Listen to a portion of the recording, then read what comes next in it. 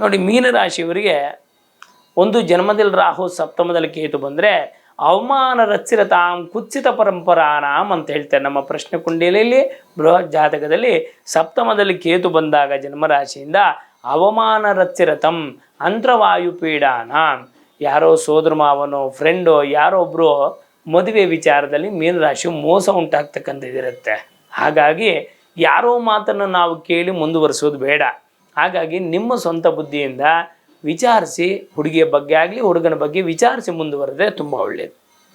ನರಕ್ಕೆ ಸಂಬಂಧಪಟ್ಟಂಥ ತೊಂದರೆ ನೋಡಿ, ಜನ್ಮದಲ್ಲೇ ರಾಹು, ಜನ್ಮದಲ್ಲಿ ಶನಿ ಇದ್ದಾಗ ಪ್ರಶ್ನೆ ಕುಂಡಲಿ ಏನು ಹೇಳ್ತಾರೆ ಅಂತಂದರೆ ನಿತ್ಯ ರೋಗಿನ. ನೋಡಿ, ಜನ್ಮದಲ್ಲಿ ಯಾರ ಜಾತಕದಲ್ಲಿ ಶನಿ ಇರ್ತಾನೆ ಅವರು ಸುರದ್ರೂಪಿ ಆಗಿರ್ತಂತೆ, ಕಪ್ಪುಗಿದ್ರು ಕೂಡ ಚೆನ್ನಾಗಿ ಕಾಣಿಸ್ತಾರಂತೆ ಅವರು. ಹಾಗೆ ಜನ್ಮದಲ್ಲಿ ಶನಿ ಇದ್ದಾಗ ನಿತ್ಯ ರೋಗಿನ ಅಂದರೆ ಒಂದು ತಪ್ಪಿದ್ರೆ ಒಂದು ನೆಗಡಿ, ಕೆಮ್ಮು, ಹೊಟ್ಟೆ ನೋವು, ಕಾಲು ನೋವು ಏನೋ ಒಂದಿರುತ್ತೆ ನಿತ್ಯ ರೋಗಿ.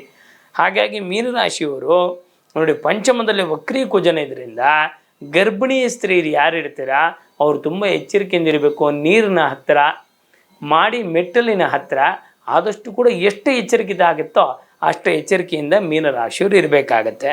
ನಂತರ ಶತ್ರು ಭೀತಿ ಜಾಸ್ತಿ ಉಂಟಾಗತ್ತೆ. ದಾಂಪತ್ಯದಲ್ಲಿ ಸಣ್ಣ ಪುಟ್ಟಗೂ ಕೂಡ ದೊಡ್ಡ ದೊಡ್ಡ ವಾದ ವಿವಾದಗಳು ನಡೆಯೋದಿರುತ್ತೆ.